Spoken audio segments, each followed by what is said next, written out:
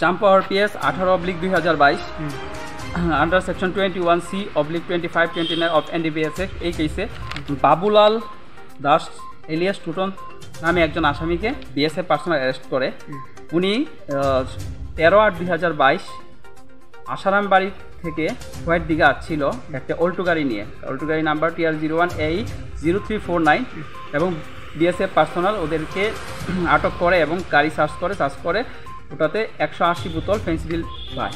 তারপর police BSF personal সিজ করে পুলিশের কাছে হ্যান্ড ওভার করে চাম্পাওয়ার পিএস পুলিশ পার্সোনাল সমস্ত প্রসিডিং কমপ্লিট করে আজ কোর্টে আদালতে আসামিকে হাজির করে এবং ওই কেসের হিয়ারিং শোনানোর পর সিজিএম আদালত ধর্মেন্দ্র স্যার দাস মহোদয়